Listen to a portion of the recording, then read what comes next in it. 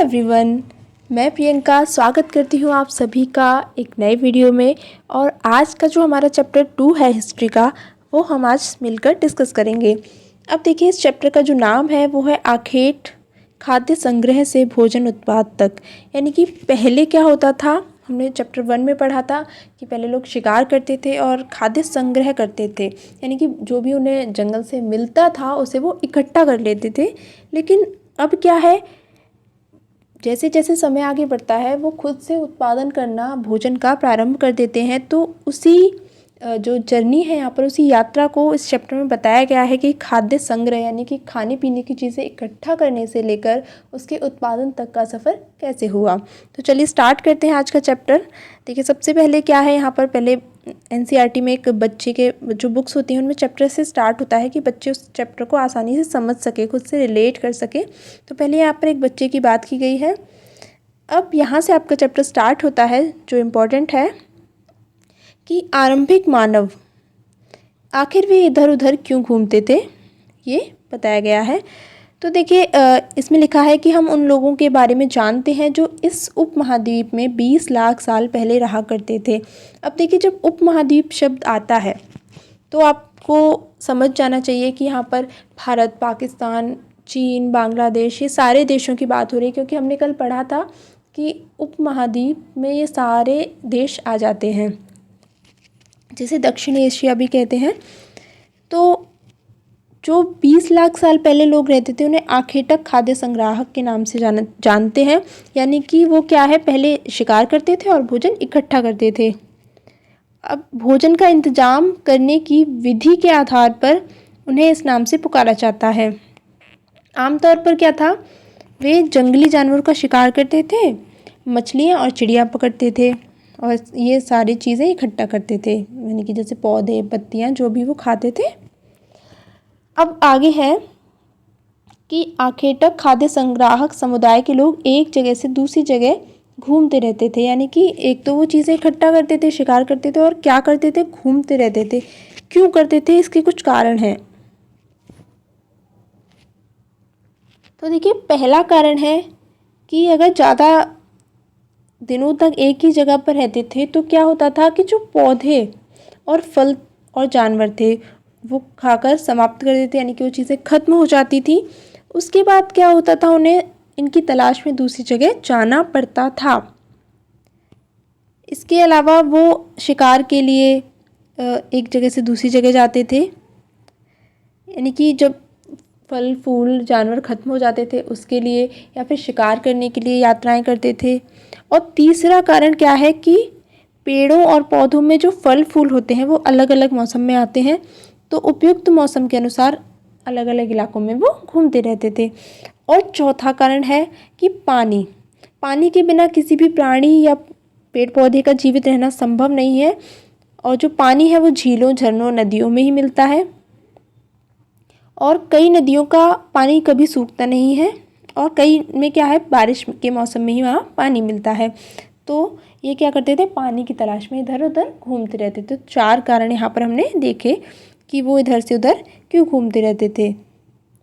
अब ये बात निकल कर आती है कि हमें इनके बारे में जानकारी कैसे मिलती है। तो देखिए, यहाँ पर लिखा है कि पुरातत्वविदों को कुछ ऐसी वस्तुएं मिली जिनका निर्माण और उपयोग आखेटक खाद्य संग्राहक किया करते थे, और इन लोगों ने अपने काम के लिए पत्थर, लकड़ी और हड्डी के क्या थे, औजार बनाए थे। और इनमें से जो पत्थरों के औजार हैं वो आज भी बचे हुए हैं, और इन्हीं से हमें इनके बारे में जानकारी मिलती है। अब देखिए, इन औजारों का उपयोग ही किस लिए करते थे, तो फल फूल काटने के लिए, हड्डियाँ और मांस काटने के लिए, इसके अलावा पेड़ों की छाल और जानवरों की खाल उतारने के लिए इनका उपयोग करते थे। कुछ के साथ हड्डियों या लकड़ियों के मुट्ठे लगाकर भाले और बाण जैसे हथियार बनाए जाते थे। इसके अलावा कुछ औजारों से लकड़ियाँ काटी जाती थी, और लकड़ियों का जो उपयोग था वो ईंधन के साथ साथ झोंपड़ियाँ और औजार बनाने के लिए भी किया जाता था। ये थे इनके औजारों की बात। अब देखिए, यहाँ पर ये औजार हैं, इनमें देखिए क्या है कि इंसान के खाने योग्य जड़ों को खोदने के लिए किया जाता था। ये देखिए, ये है जो जड़ हम खा सकते हैं, उन जड़ों को खाने के लिए इस तरीके के हथियार का इस्तेमाल या औजार का इस्तेमाल करते थे। और इधर क्या है, ये जानवरों की खाल से बने वस्त्रों को सिलने के लिए इस तरीके के औजारों का प्रयोग करते थे। नेक्स्ट है कि रहने की जगह निर्धारित करना। अब यहाँ पर बताया गया है कि इस मानचित्र में कुछ ऐसे पुरास्थल हैं जहाँ पर आखेटक खाद्य संग्राहकों के होने के प्रमाण मिले हैं, और यहाँ पर कुछ सिर्फ गिने चुने स्थान ही चिन्हित किए गए हैं, और ये जो पुरास्थल थे वो नदियों और झीलों के किनारे पाए गए हैं। तो चलिए देखते हैं मैप में लाल त्रिकोण वाले कौन से पुरास्थल हैं। तो देखिए सबसे पहला है यहाँ पर, देखिए भीमबेटका है, इसके अलावा कुरनूल की गुफाएं हैं, उसंगी है। ये 3 है पुरापाषाणिक पुरास्थल जहाँ पर जो आरंभिक मानव थे वो रहते थे। अब देखिए यहाँ लिखा हुआ है कि पत्थर के जो उपकरण थे वो उस समय बहुत महत्वपूर्ण थे, इसलिए ये लोग ऐसी जगह ढूंढते थे जहाँ अच्छे पत्थर मिल सकें। अब देखिए एक गुफा है जो भीमबेटका की गुफा, जो आधुनिक मध्य प्रदेश में पड़ती है, और यहाँ लिखा है कि लोग गुफाओं में इसलिए रहते थे क्योंकि उन्हें बारिश, धूप और हवाओं से राहत मिलती थी, और ये जो गुफाएं हैं वो नर्मदा की घाटी के पास है। अब देखिए जिन गुफाओं में लोग रहते थे उनमें से कुछ की दीवारों पर चित्र भी मिले हैं, और मध्य प्रदेश और दक्षिणी उत्तर प्रदेश की गुफाओं में ये इस तरीके के चित्र मिले हैं। एक शैल चित्र है जो कि गुफाओं में है। आगे बढ़ते हैं। अब देखिए यहाँ पर लिखा हुआ है पुरास्थल किसे कहते हैं। तो देखिए वो स्थान जहाँ औजार, बर्तन और इमारतों जैसी वस्तुओं के अवशेष मिले, ठीक है, यानी कि जहाँ पर पुरानी चीज़ों के अवशेष मिलते हैं उस स्थान को क्या कहा जाता है, पुरास्थल कहा जाता है। ऐसी वस्तुओं का निर्माण, यानी कि किन वस्तुओं का, जो बर्तन थे, औजार थे, इनका निर्माण लोगों ने अपने काम के लिए किया था और बाद में वे उन्हें वहीं पर छोड़ गए थे।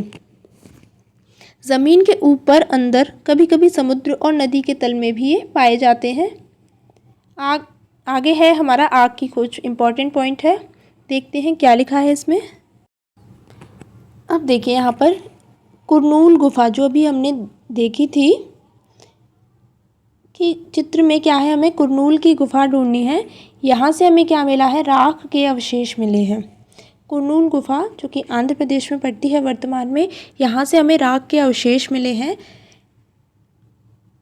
अब देखिए इससे क्या पता लगता है कि जो आरंभिक लोग थे वो आग जलाना सीख गए थे, और आग का इस्तेमाल ही किस लिए करते थे, प्रकाश के लिए, यानी कि लाइट के लिए, मांस भूनने के लिए, और ख़तरनाक जो जानवर होते थे उनको दूर भगाने के लिए। आगे बढ़ते हैं। नेक्स्ट है नाम और तिथियाँ। तो देखिए जिस काल के बारे में हम पढ़ रहे हैं, पुरातत्वविदों ने उसके कुछ नाम भी रखे हैं। जैसे आरंभिक काल को वो कहते हैं पुरापाषाण काल, और ये जो पुरापाषाण है ये 2 शब्दों से मिला है, पुरा और पाषाण, जिसमें पुरा का अर्थ क्या है, प्राचीन, और पाषाण का अर्थ क्या है, पत्थर, ठीक है। इसके बाद लिखा है कि ये जो नाम है पुरास्थलों से प्राप्त पत्थर के औजारों के महत्व को बताता है, और पुरापाषाण काल 20 लाख साल पहले, 20 लाख साल पहले से लेकर कब तक का है, 12,000 साल पहले के दौरान, ठीक है। इनकी पुरापाषाण काल का जो समय है वो 20 लाख साल पहले से 12,000 साल पहले के दौरान माना जाता है, और इसे भी 3 भागों में है, जिसमें आरंभिक है, मध्य और उत्तर पुरापाषाण युग है। और मानव इतिहास की लगभग 99% कहानी इसी काल के दौरान घटित हुई। काफ़ी इंपॉर्टेंट पॉइंट है, नाम और तिथियां वाला जो है, इसमें सारी लाइनें काफ़ी इंपॉर्टेंट है, एग्जाम में आपको देखने को मिल सकती हैं।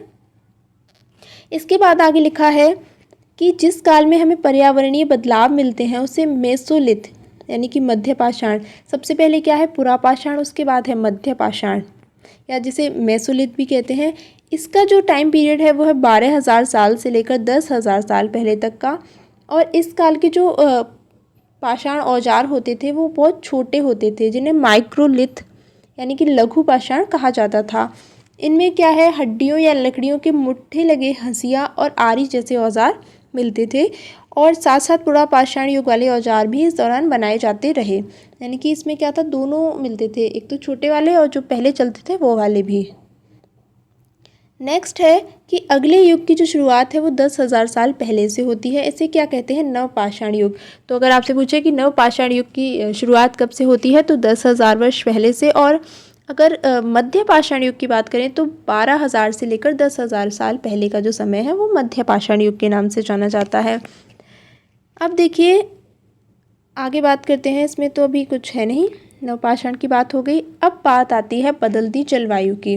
तो बदलती जलवायु क्या है कि 12,000 साल पहले, यानी कि जब मध्य पाषाण युग का समय था, उस समय क्या है, दुनिया की जो जलवायु थी उसमें बड़े बदलाव आए। क्या हुआ? गर्मी बढ़ी। इससे क्या हुआ कि घास वाले मैदान बने और इसके फलस्वरूप हिरण, बारहसिंगा, भेड़, बकरी और गाय जैसे जानवरों की संख्या बढ़ी। ये सारे जानवर कैसे हैं? जो घास पे जिंदा रहते हैं।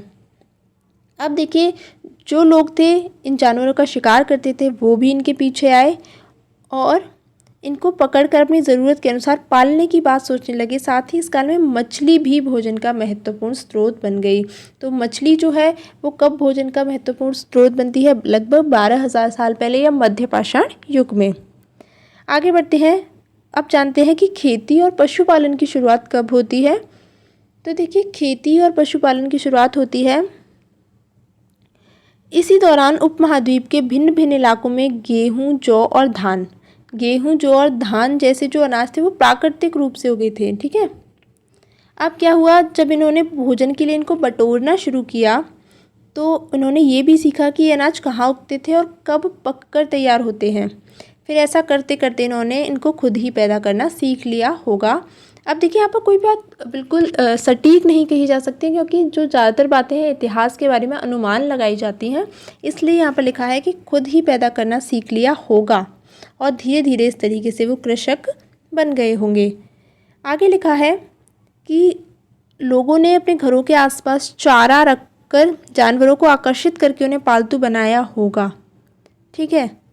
अब जिस जंगली जानवर को पालतू बनाया गया वो क्या था? कुत्ते का जंगली पूर्वज था। धीरे धीरे लोग भेड़, बकरी, गाय और सूअर जैसे जानवरों को भी अपने पास आने के लिए उत्साहित करने लगे।